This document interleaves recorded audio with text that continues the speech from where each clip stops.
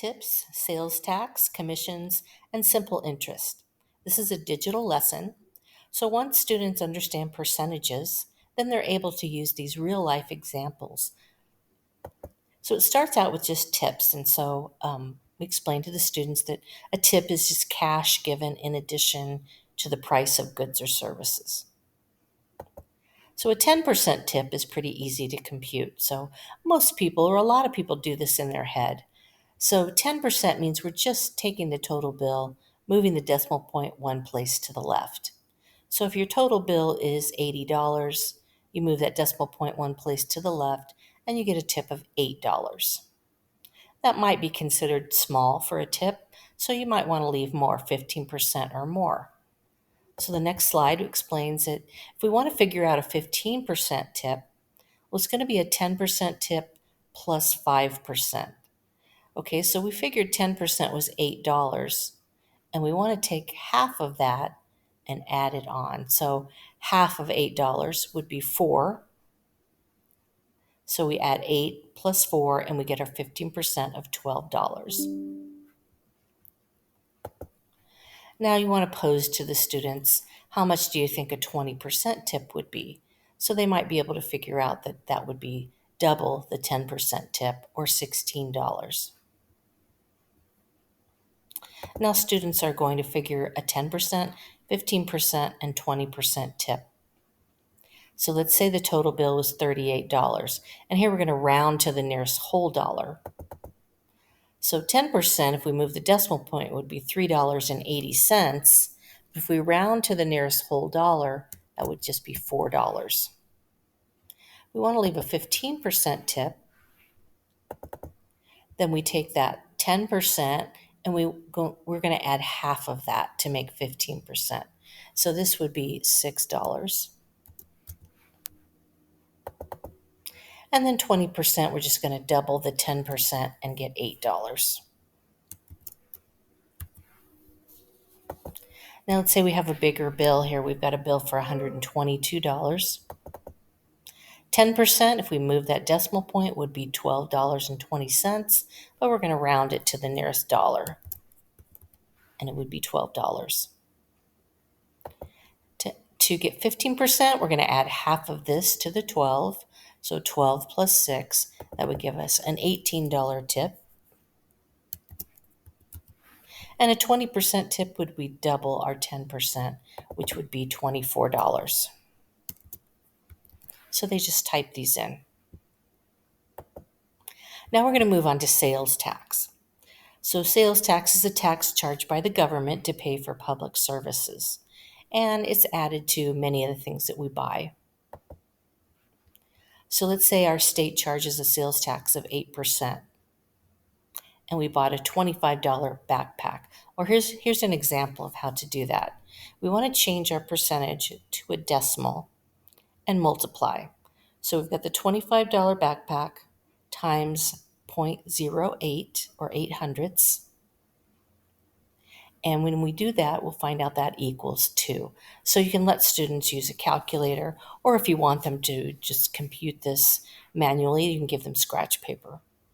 So we add $2 onto the $25, and we get a total price of $27.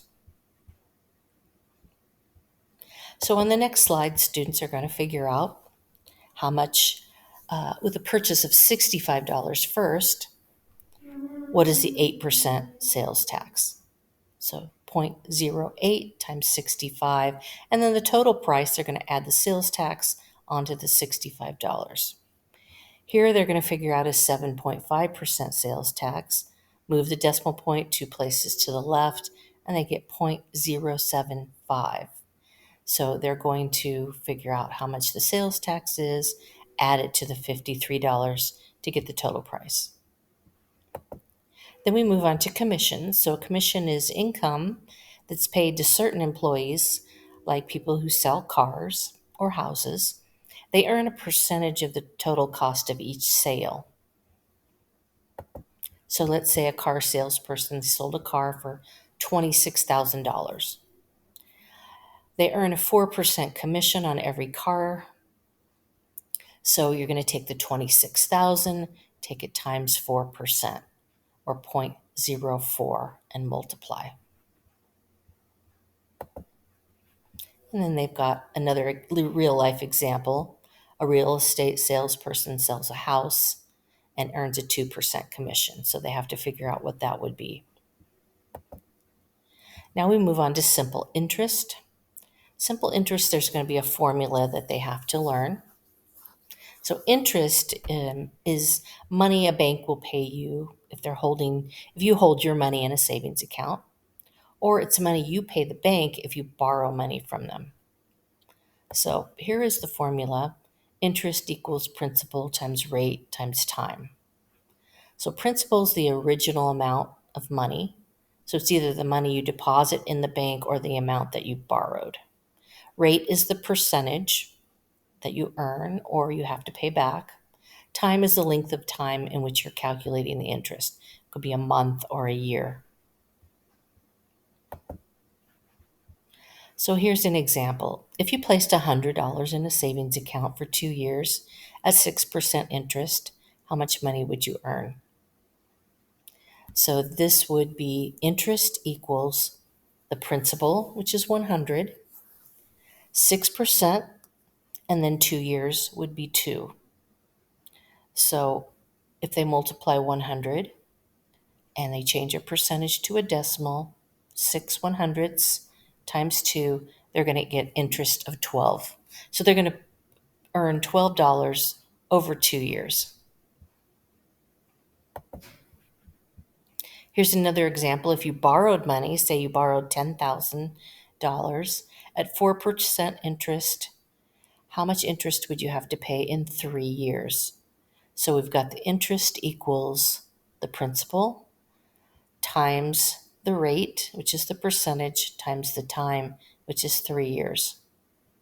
So they want to change that percentage to a decimal and multiply. And they're going to type in their answer. And then here's a couple more examples using that formula.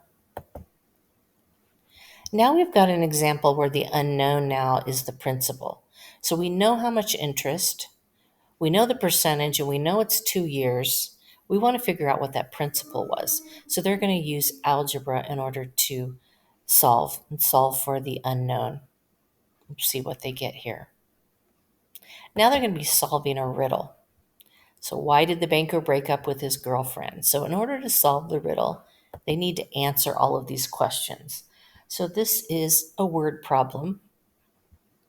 And they start out, they've got to figure out how much she earned in commission, how much she earned on a savings account, and then how much money she had to go on her trip to the beach.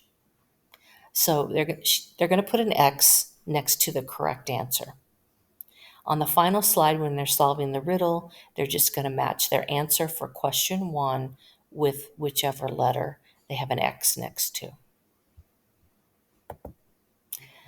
Then we move on to Allison's at the beach. She goes to a store and she spends money, pays a 7% sales tax.